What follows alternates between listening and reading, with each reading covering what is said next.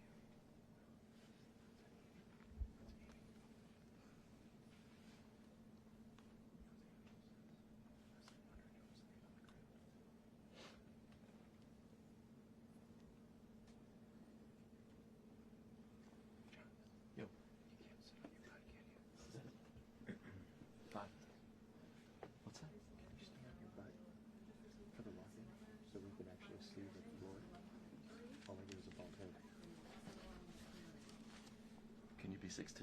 No. If I'm on my butt, I can't see over their heads. You have a remote. Sam, look up. Let's see over whose head. You mean Tierney?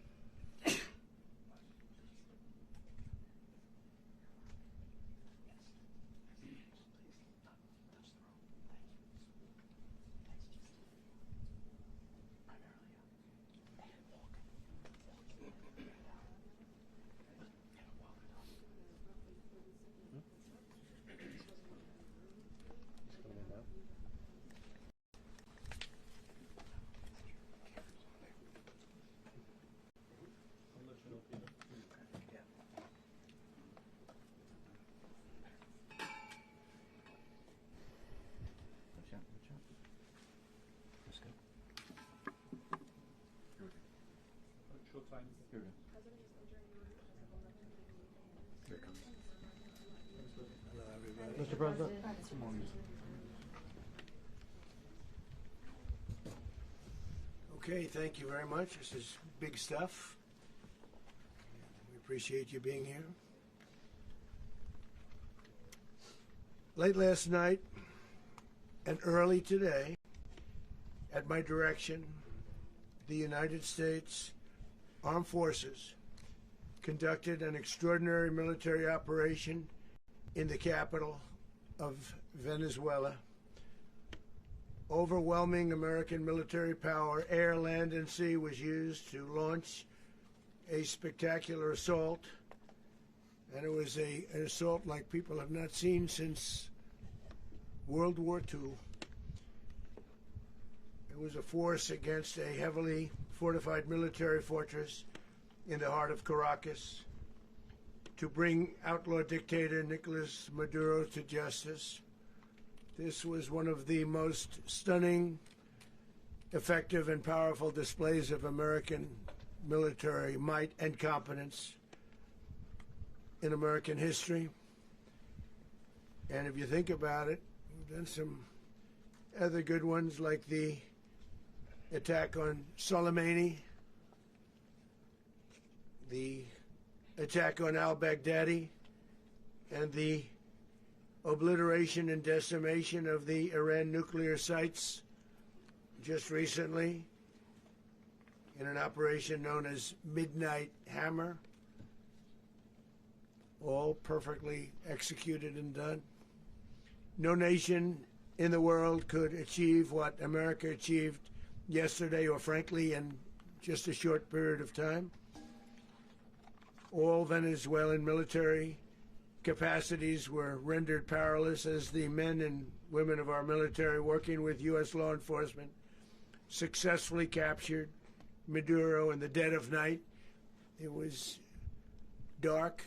The lights of Caracas were largely turned off due to a certain expertise that we have. It was dark and it was deadly. But captured along with his wife, Cilia Flores, both of whom now face American justice. Maduro and Flores have been indicted in the Southern District of New York, Jay Clayton, for their campaign of deadly narco-terrorism against the United States and its citizens. I want to thank the men and women of our military who achieved such an extraordinary success overnight with breathtaking speed, power, precision, and competence. You rarely see anything like it. You've seen some raids in this country that didn't go so well. They were an embarrassment. If you look back to Afghanistan, or if you look back to the Jimmy Carter days, they were different days. We're a respected country again, like never before. These highly trained warriors, operating in collaboration with U.S. law enforcement, caught them in a very ready position. They were waiting for us. They knew we had many ships out in the sea, just sort of waiting. They knew we were coming. So they were in a ready, what's called a ready position. But they were completely overwhelmed and very quickly incapacitated. If you would have seen what I saw last night, you would have been very impressed. I'm not sure that you'll ever get to see it, but it was an incredible thing to see. Not a single American service member was killed, and not a single piece of American equipment was lost. We had many helicopters, many planes, many people involved in that fight. But think of that, not one piece of military equipment was lost, not one service member was, more importantly, killed. The United States military is the strongest and most fearsome military on the planet by far, with capabilities and skills our enemies can scarcely begin to imagine. We have the best equipment anywhere in the world. There's no equipment like what we have, and you see that even if you just look at the boats, we've knocked out 97% of the drugs coming in by sea. 90%. Each boat kills on average 25,000 people. We knocked out 97%. And those drugs mostly come from a place called Venezuela. We're going to run the country until such time as we can do a safe, proper, and judicious transition. So we don't want to be involved with having somebody else get in, and we have the same situation that we had for the last long period of years. So we are going to run the country until such time as we can do a safe, proper, and judicious transition. And it has to be judicious because that's what we're all about. We want peace, liberty, and justice for the great people of Venezuela, and that includes many from Venezuela that are now living in the United States and want to go back to their country. It's their homeland. We can't take a chance that somebody else takes over Venezuela that doesn't have the good of the Venezuelan people in mind. We've had decades of that. We're not going to let that happen. We're there now, and what people don't understand, but they understand as I say this, we're there now, but we're going to stay until such time as the proper transition can take place. So we're going to stay until such time as we're going to run it, essentially, until such time as a proper transition can take place. As everyone knows, the oil business in Venezuela has been a bust, a total bust, for a long period of time. They were pumping almost nothing by comparison to what they could have been pumping and what could have taken place. We're going to have our very large United States oil companies, the biggest anywhere in the world, go in, spend billions of dollars, fix the badly broken infrastructure, the oil infrastructure, and start making money for the country. And we are ready to stage a second and much larger attack if we need to do so. So we were prepared to do a second wave if we needed to do so. We actually assumed that a second wave would be necessary, but now it's probably not. The first wave, if you'd like to call it that, the first attack was so successful, we probably don't have to do a second, but we're prepared to do a second wave, a much bigger wave, actually. This was pinpoint, but we have a much bigger wave that probably won't have to do. This partnership of Venezuela with the United States of America, a country that everybody wants to be involved with because of what we were able to do and accomplish, will make the people of Venezuela rich, independent, and safe. And it will also make the many, many people from Venezuela that are living in the United States extremely happy. They suffered. They suffered. So much was taken from them. They're not going to suffer anymore. The illegitimate dictator Maduro was the kingpin of a vast criminal network responsible for trafficking colossal amounts of deadly and illicit drugs into the United States. As alleged in the indictment, he personally oversaw the vicious cartel known as Cartel de las Solas, which flooded our nation with lethal poison, responsible for the deaths of countless Americans, many, many Americans. Hundreds of thousands over the years of Americans died because of him. Maduro and his wife will soon face the full might of American justice and stand trial on American soil. Right now they're on a ship. They'll be heading to ultimately New York, and then a decision will be made, I assume, between New York and Miami or Florida. But we have people where the overwhelming evidence of their crimes will be presented in a court of law. And I've seen it. I've seen what we have. It's both horrible and breathtaking that something like this could have been allowed to take place. For many years after his term as president of Venezuela expired, Maduro remained in power and waged a ceaseless campaign of violence, terror, and subversion against the United States of America, threatening not only our people, but the stability of the entire region. And you all saw it. In addition to trafficking gigantic amounts of illegal drugs that inflicted untold suffering and human destruction all over the country, all over in particular the United States, Maduro sent savage and murderous gangs, including the bloodthirsty prison gang, Tren de Aragua, to terrorize American communities nationwide, and he did indeed. They were in Colorado. They took over apartment complexes. They cut the fingers off people if they call police. They were brutal, but they're not so brutal now. And I just have to congratulate our military, Pete and everybody, and our National Guard, because the job that they've done, whether it's in Washington, D.C., where we have a totally safe city, where it was one of the most unsafe cities anywhere in the world, frankly, and now we have no crime in Washington, D.C. We haven't had a killing. We had the terrorist attack a few weeks ago.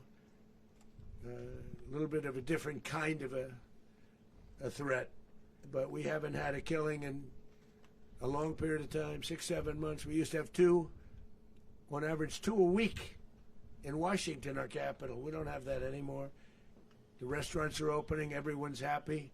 They're going, they're walking their daughters, they're walking their children, their wives. They walk to restaurants. Restaurants are opening all over Washington, D.C. So I want to thank the National Guard. I want to thank our military. And I want to thank law enforcement. It's been amazing. And they should do it with more cities. We're doing it, as you know, and we're doing it in Memphis, Tennessee right now, and crime is down. We've just sort of started a few weeks ago, but crime is down now 77%. And the governor of Louisiana called, great person, and he wanted us to help him, as you know, in a certain very nice part of Louisiana, and we have done that. It was a rough section, and we have crime down. I understand it's down to almost nothing already after 2.5 weeks. New Orleans, it's down to almost nothing, and we've only been there for 2.5 weeks. Can't imagine why governors wouldn't want us to help. We also helped, as you know, in Chicago, and crime went down a little bit there. We did a very small help because we had no working ability with the governor. The governor was a disaster, and the mayor was a disaster. But it knocked down crime. But we're pulling out of there when they need us. We'll know. You'll know. You'll be writing about it.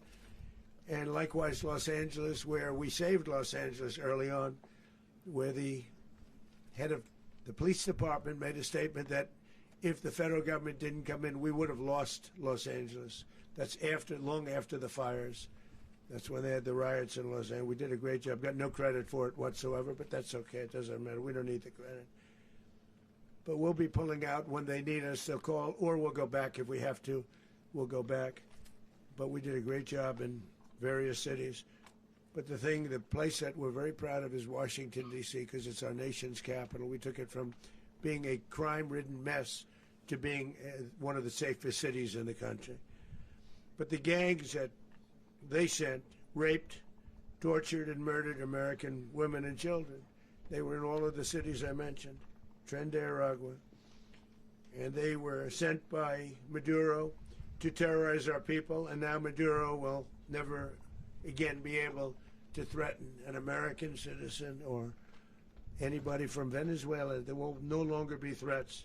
For years I've highlighted the stories of those innocent Americans whose lives were so heartlessly robbed by this Venezuelan terrorist organization. Really one of the worst. One of the worst, they say the worst.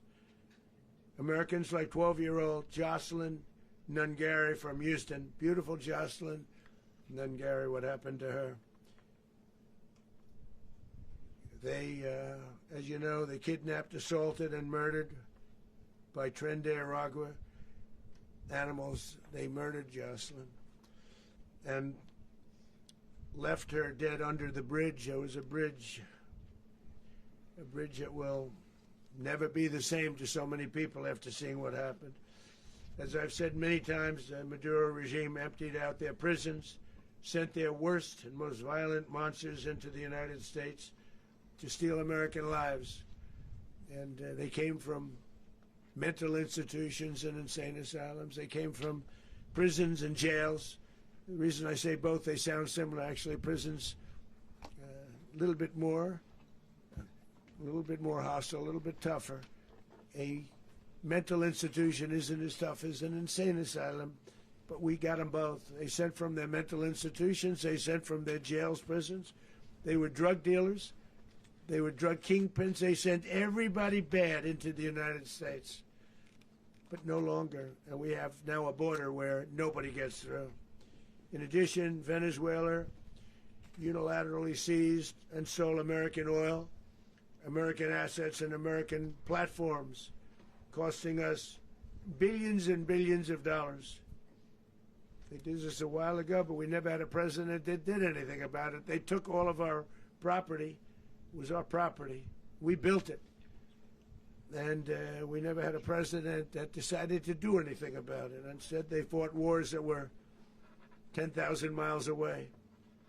We built Venezuela oil industry with American talent, drive, and skill, and the socialist regime stole it from us during those previous administrations, and they stole it through force. This constituted one of the largest thefts of American property in the history of our country.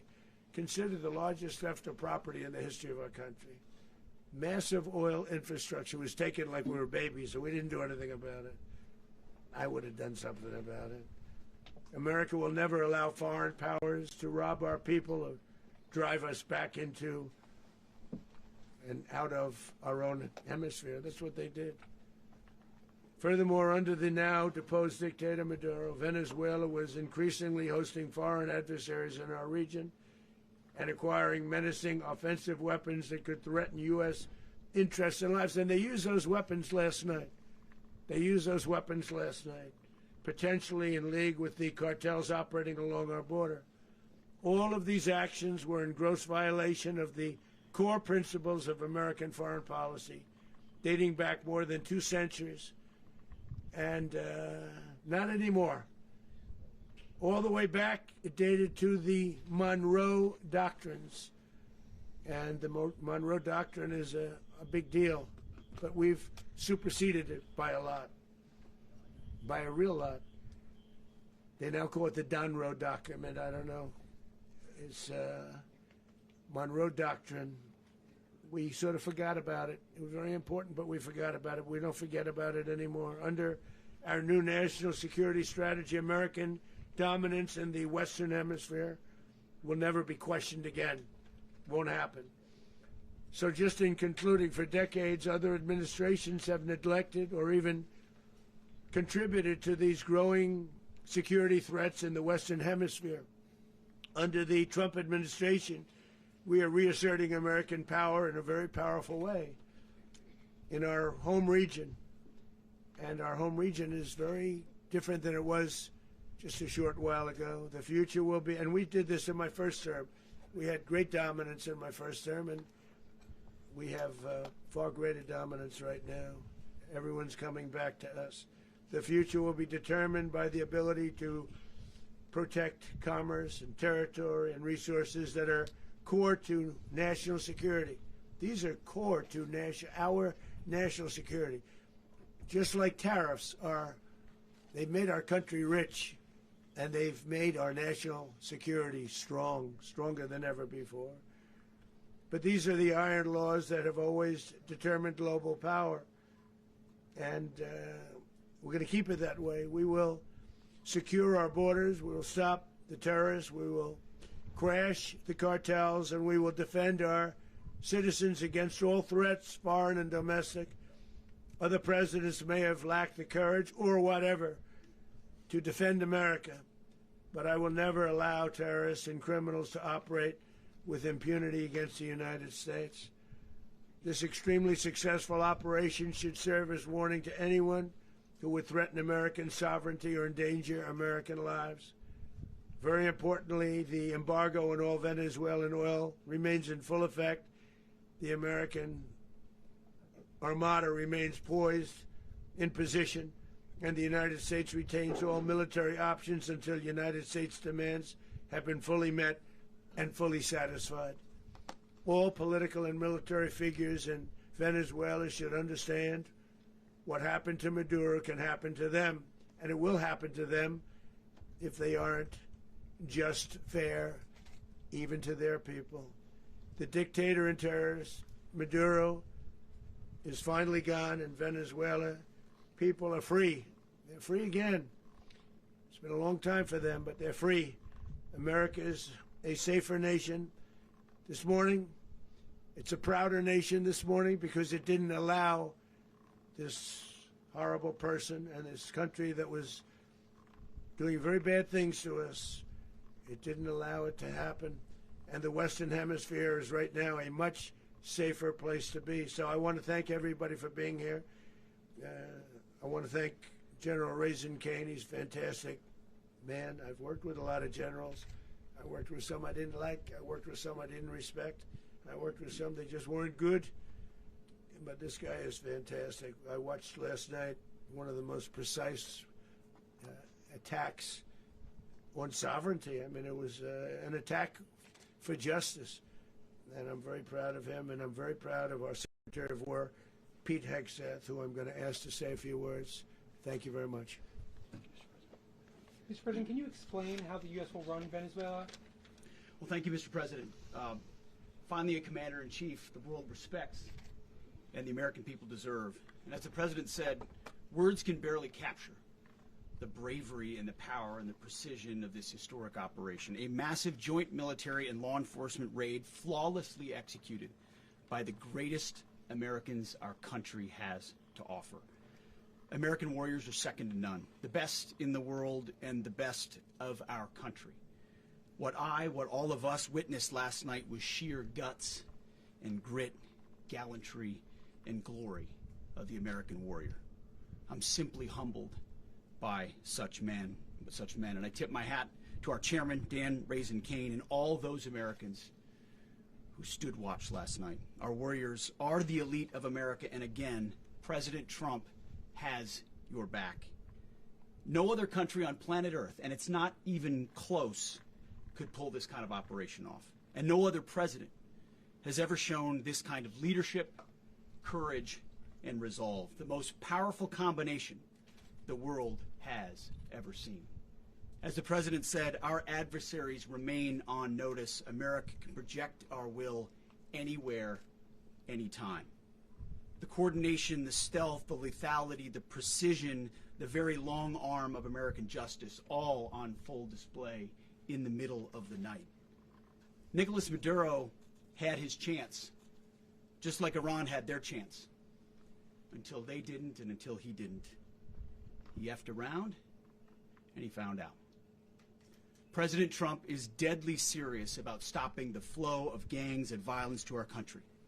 Deadly serious about stopping the flow of drugs and poison to our people. Deadly serious about getting back the oil that was stolen from us. And deadly serious about reestablishing American deterrence and dominance in the Western Hemisphere. This is about the safety, security, freedom, and prosperity of the American people. This is America first. This is peace through strength. And the United States War Department is proud to help deliver it. Welcome to 2026, and under President Trump, America is back. I'd like to welcome now our chairman, Chairman Raisin Kane, to give a few more details about the operation. Mr. Chairman. Thank you, Mr. Secretary. Thank you, Mr. President, and good morning. Last night, on the order of the President of the United States and in support of a request from the Department of Justice, as the President said, the United States military conducted an apprehension mission in Caracas, Venezuela, to bring to justice two indicted persons, Nicolás and Cilia Maduro.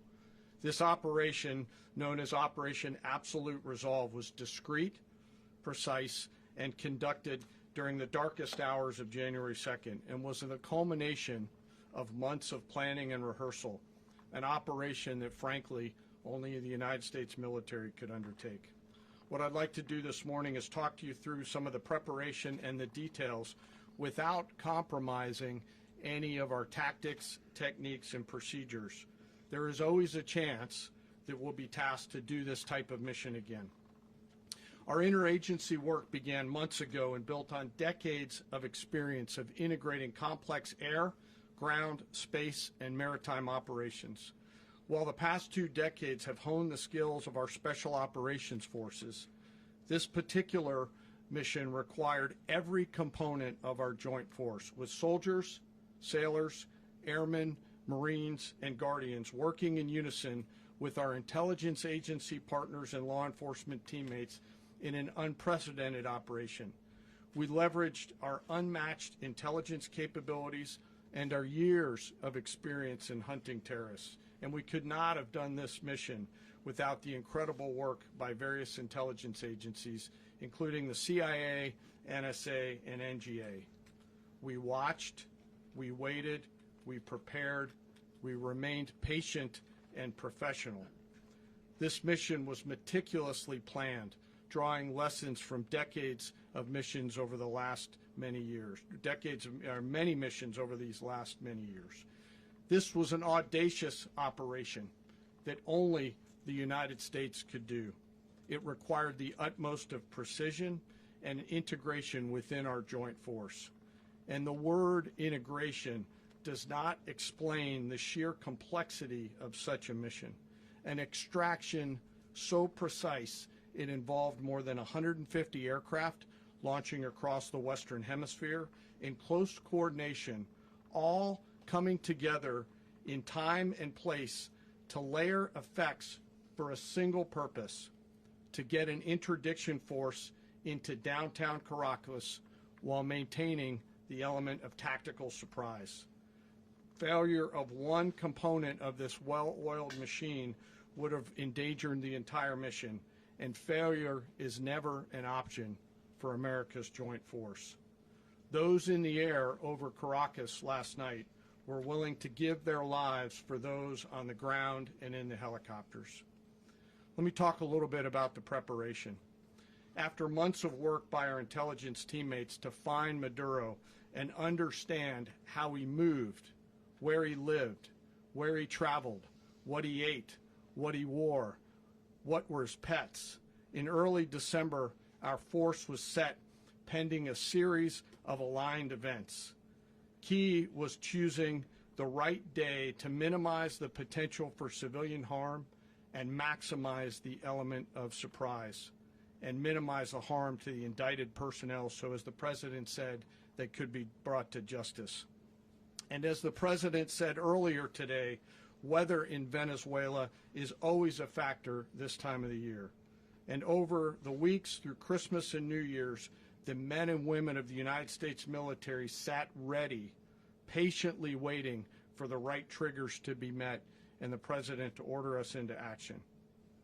Last night, the weather broke just enough, clearing a path that only the most skilled aviators in the world could maneuver through.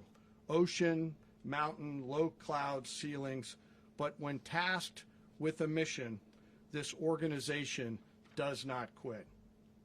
At 10:46 p.m. Eastern Time last night, the President ordered the United States military to move forward with this mission. He said to us, and we appreciate it, Mr. President, good luck and Godspeed. And those words were transmitted to the entire joint force. Over the course of the night, aircraft began launching from 20 different bases on land and sea across the Western Hemisphere. In total, more than 150 aircraft, bombers, fighters, intelligence, reconnaissance, surveillance, rotary wing were in the air last night. Thousands and thousands of hours of experience were airborne. Our youngest crew member was 20, and our oldest crew member was 49, and there's simply no match for American military might. As the night began, the helicopters took off with the extraction force, which included law enforcement officers, and began their flight into Venezuela at 100 feet above the water. As they approached Venezuelan shores, the United States began layering different effects provided by Spacecom, Cybercom, and other members of the interagency to create a pathway. Overhead, those forces were protected by aircraft from the United States Marines, the United States Navy, the United States Air Force, and the Air National Guard. The force included F-22s, F-35s, F-18s, EA-18s, E-2s, B-1 bombers, and other support aircraft, as well as numerous remotely piloted drones. As the force began to approach Caracas, the Joint Air Component began dismantling and disabling the air defense systems in Venezuela, employing weapons to ensure the safe passage of the helicopters into the target area. The goal of our air component is, was, and always will be to protect the helicopters and the ground force and get them to the target and get them home. As the force crossed the last point of high terrain where they'd been hiding in the clutter, we assessed that we had maintained totally the element of surprise. As the helicopter force ingressed towards the objective at low level, we arrived at Maduro's compound at 1:01 a.m. Eastern Standard Time, or 2:01 a.m. Caracas local time, and the apprehension force descended into Maduro's compound and moved with speed, precision, and discipline towards their objective, and isolated the area to ensure the safety and security of the ground force while apprehending the indicted persons. On arrival into the target area, the helicopters came under fire, and they replied with that fire with overwhelming force in self-defense. One of our aircraft was hit but remained flyable, and as the President said earlier today, all of our aircraft came home, and that aircraft remained flyable during the rest of the mission. As the operation unfolded at the compound, our air and ground intelligence teams provided real-time updates to the ground force, ensuring those forces could safely navigate the complex environment without unnecessary risk. The force remained protected by overhead tactical aviation. Maduro and his wife, both indicted, gave up and were taken into custody by the Department of Justice, assisted by our incredible U.S. military with professionalism and precision, with no loss of U.S. life. After securing the indicted persons, the force began to prep for departure. Helicopters were called in to exfiltrate the extraction force, while fighter aircraft and remotely piloted aircraft provided overhead coverage and suppressive fire. There were multiple self-defense engagements as the force began to withdraw out of Venezuela. The force successfully exfiltrated and returned to their afloat launch bases, and the force was over the water at 3:29 a.m. Eastern Standard Time with indicted persons on board. And both Maduro and his wife were embarked aboard the USS Iwo Jima.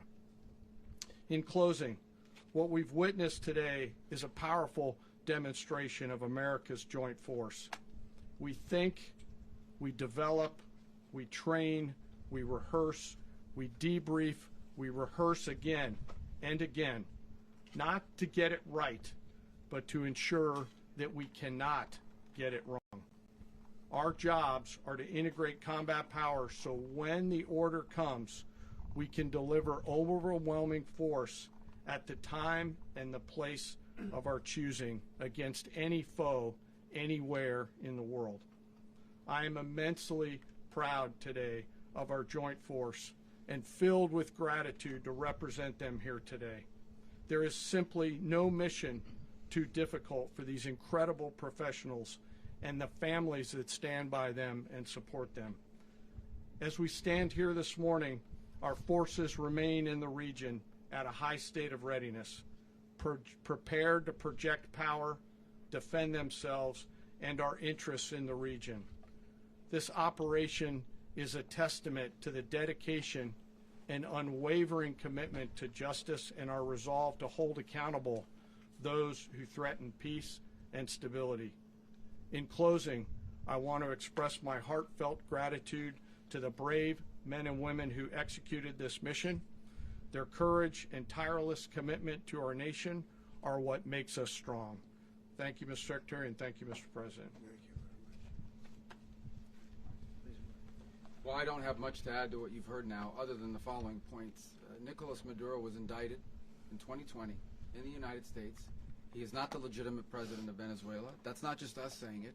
The first Trump administration, the Biden administration, the second Trump administration, none of those three recognized him. He's not recognized by the European Union and multiple countries around the world. He is a fugitive of American justice with a $50 million reward, which I guess we saved $50 million. And We should make sure. yeah, exactly. But Don't let anybody claim it. Nobody deserves it but us.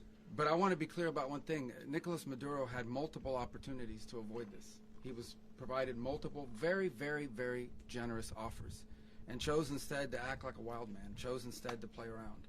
And the result is what we saw tonight. The other message here is the following. You have a guy, like many people around the world, they like to play games. You have a guy who decides he's going to invite Iran into his country, is going to, do the confiscation of American oil companies, is going to flood our country with gang members, is going to take Americans prisoner and try to hold them for hostage and trade them like he was able to do with the Biden administration. Basically likes to play games all this time and thinks nothing's going to happen. And I hope what people now understand is that we have a president. The 47th president of the United States is not a game player. When he tells you that he's going to do something, when tells you he's going to address a problem, he means it. He actions it. I can tell you, I've watched this process now for 14, 15 years, been around it. Everybody talks. I'm going to do this. I'm going to do that. When I get there, we're going to do this. We're going to take. This is a president of action. Like, I don't understand yet how they haven't figured this out. And now, if you don't know, now you know. Because this is the way it's going to play out. And I think people need to understand that this is not a president that just talks and does letters and press conferences. And, if he says he's serious about something, he means it. And this is something that was a direct threat to the national interest of the United States. And the president addressed it. There's a president of peace, by the way. I told you what I just said earlier. This guy had multiple opportunities to find his way somewhere else and figure out another. He could have been living somewhere else right now very happy, but instead he wanted to play big boy. And so now, he's got other sets of problems on his hands. And but I think the message here should be for the world. Look, the president doesn't go out looking for people to pick fights with. He's not generally wants to get along with everybody. We'll talk and meet with anybody, but don't play games. Don't play games with this president's in office because it's not going to turn out well. And so I hope that I guess that lesson was learned last night, and we hope it'll be instructive moving forward. Is that a message for Cuba? Mr. President. Mr. President. Mr. President. Mr. President. Mr. President. You said that the U.S. is going to run Venezuela, so who's in power right now? Well, we're going to be running it with a group, and we're going to make sure it's run properly. We're going to rebuild the oil infrastructure, which will cost billions of dollars. It'll be paid for by the oil companies directly. They will be reimbursed for what they're doing, but it's going to be paid. And we're going to get the oil flowing the way it should be. As you know, it was just a minor flow. It was actually a minor flow for what they have. But we're going to run it properly, and we're going to make sure the people of Venezuela are taken care of. We're going to make sure the people that were forced out of Venezuela by this thug are also taken care of. Mr. President. Mr. President. Mr. President. Mr. President. Mr. President, does the U.S. running the country mean that U.S. troops will be on the ground? How will that work? Well, they always say boots on the ground. So we're not afraid of boots on the ground if we have to have. We had boots on the ground last night at a very high level, actually. We're not afraid of it. We don't mind saying it. But we're going to make sure that that country is run properly. We're not doing this in vain. This is a very dangerous attack. This is an attack that could have gone very, very badly. Could have gone very badly. We could have lost a lot of people last night. We could have lost a lot of dignity. We could have lost a lot of equipment. The equipment is less important, but we could have lost a lot. And we're going to make sure that this is proper. We're there now. We're ready to go again if we have to. We're going to run the country right. It's going to be run very judiciously, very fairly. It's going to make a lot of money. We're going to give money to the people. We're going to reimburse people that were taken advantage of. We're going to take care of everybody. It's very important. We couldn't let them get away with it. They stole our oil. We built that whole industry there, and they just took it over like we were nothing. And we had a president that decided not to do anything about it.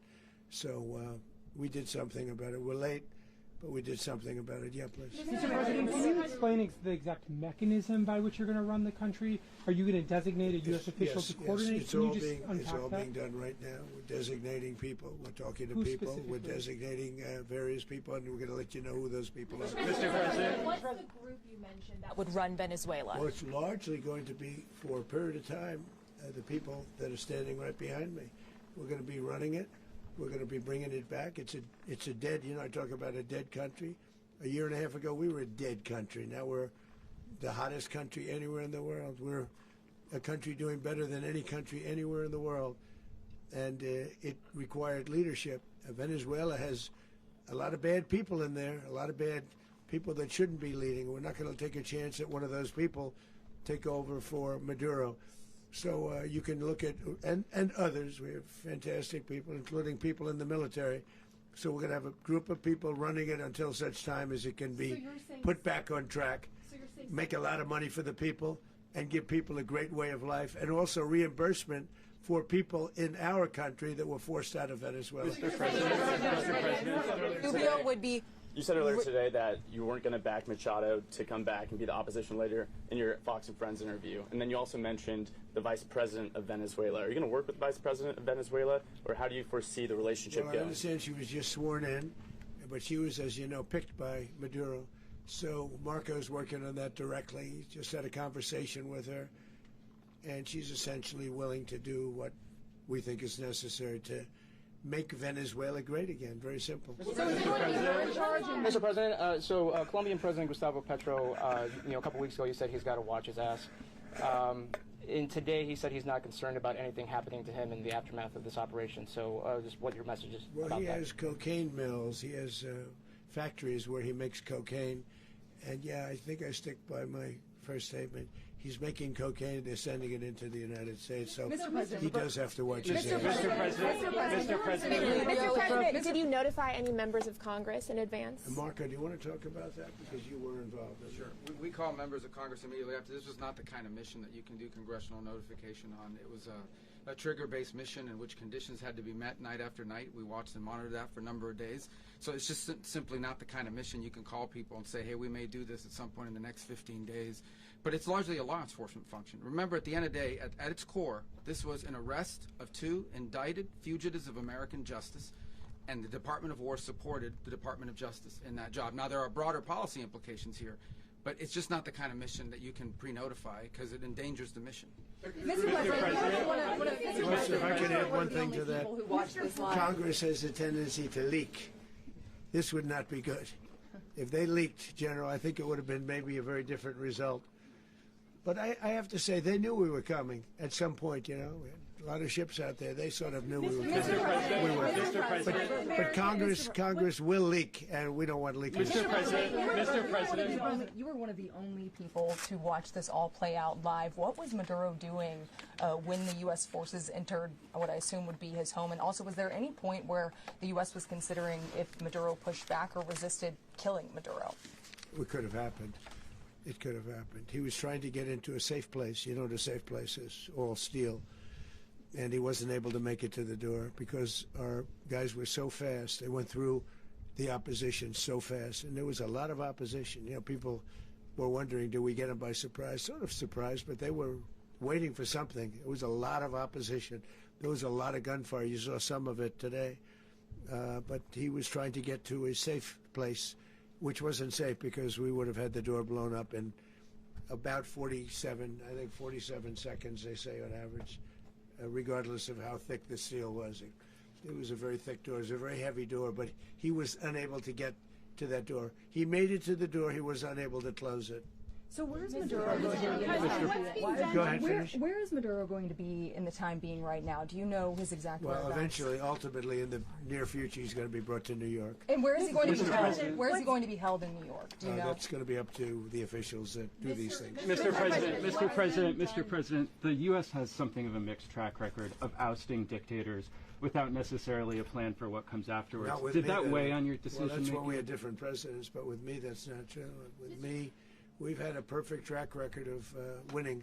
We win a lot, and we win. If you look at Soleimani, you look at al-Baghdadi, you look at the Midnight Hammer. Midnight Hammer was incredible. Right now, you wouldn't have peace in the Middle East. We have essentially peace in the Middle East because of that. If we weren't successful with Midnight Hammer, you wouldn't have peace in the Middle East. So, with me, you've had a lot of victory. You've had only victories. You've had no losses. Yeah. Mr. President, can you? How long do you expect the U.S. to run Venezuela, and how soon do you want the Venezuelan people to hold elections? So I'd like to do it quickly, but it takes a period of time. You know, we're rebuilding. We have to rebuild their whole infrastructure. The infrastructure is rotted. It's actually very dangerous. It's blow-up territory. Oil is very dangerous. It's a very dangerous thing to take out of the ground. It can kill a lot of people. It has killed a lot of people doing just that. The infrastructure is old. It's rotted. Much of it is stuff that we put there 25 years ago, and we're going to be replacing it. And we're going to take a lot of money out so that we can take care of the country. Are you saying that Secretary Rubio and Mr. President, China, Russia, and Iran have interests in Venezuela. How does this operation affect your relationships with them when it comes to the oil China and drugs? And Russia, Russia when we get things straightened out. But in terms of other countries that want oil, we're in the oil business. We're going to sell it to them. We're not going to say we're not going to. In other words, we'll be selling oil, probably in much larger doses because they couldn't produce very much because their infrastructure was so bad. So we'll be selling large amounts of oil to other countries, many of whom are using it now, but I would say many more will come. Are you saying that, Mr. President, are you saying that? Mr. President, thank you. What is your message to the people of Venezuela today? Of course, the civilian population specifically, they have a lot of questions. What is your message to the people of Venezuela? That you're going to have peace, justice. You're going to have some of the riches that you should have had for a long period of time. It was stolen from you.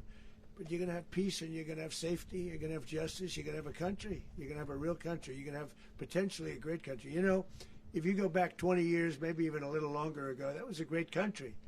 And they destroyed it. Remember I said that if we lose this election, the United States will be Venezuela on steroids. That's what would have happened. Had we lost the election, the 2024 election, we suffered so badly when you look at the border from 2020. What they did, what Joe Biden administration did to our country should never be forgotten. But if we had to go through another year of that, we would be exactly where Venezuela was in terms. I used to say, if they win, we're going to be Venezuela on steroids, and that's what would have happened. President, thank you. Are you saying that Secretary Hegseth and Rubio are going to be running Venezuela, and will you be sending in U.S. military troops to provide? They're going to be a team that's working with the people of Venezuela to make sure that we have Venezuela right. Because for us to just leave, who's going to take over? I mean, there is nobody to take over. You have a vice president who's been appointed by Maduro. And right now she's the vice president, and she's, I guess, the president. She was sworn as president just a little while ago.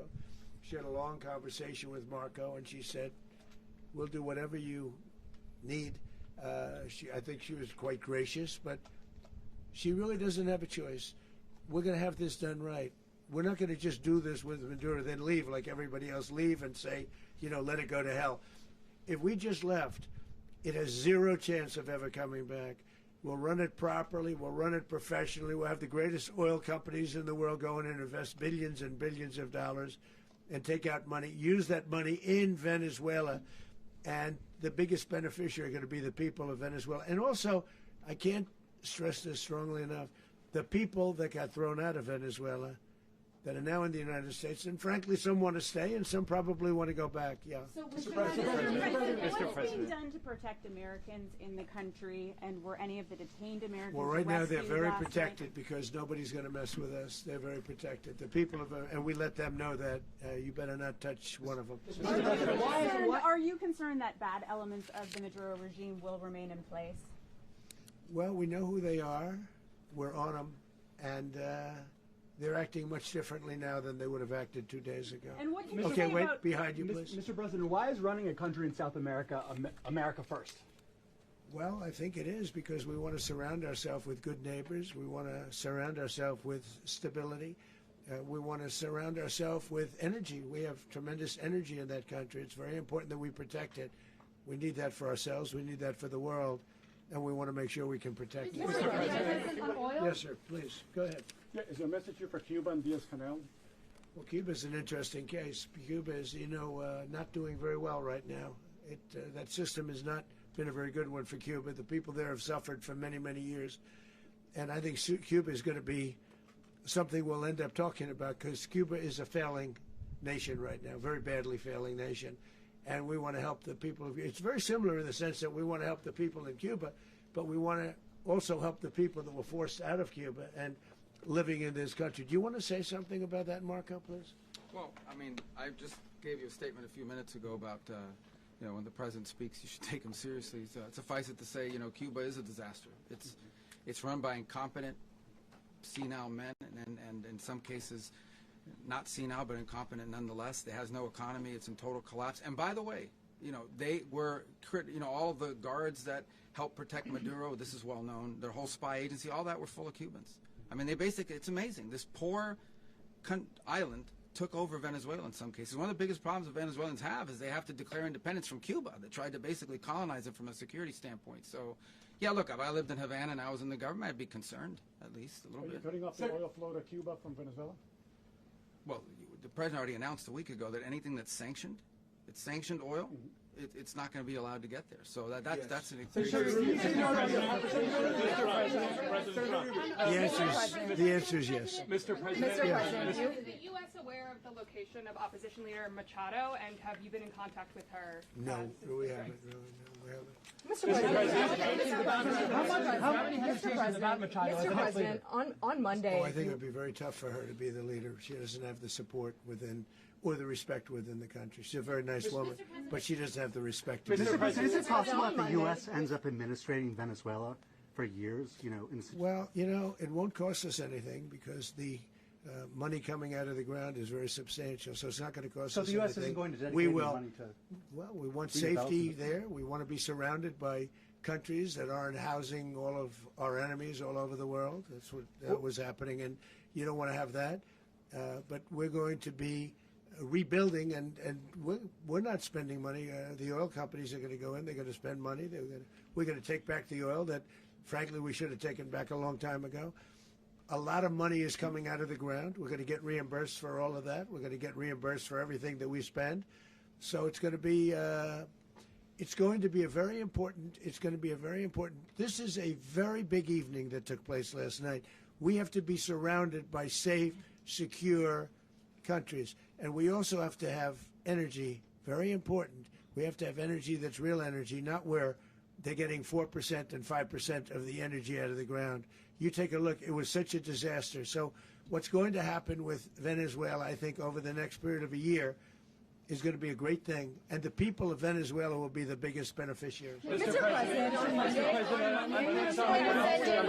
U.S. military. Mr. President, thank you. What did you last speak to Maduro about when you spoke? And is the Well, U.S. I don't want to get into the Venezuela? conversations, but I did have conversations with him, and I said,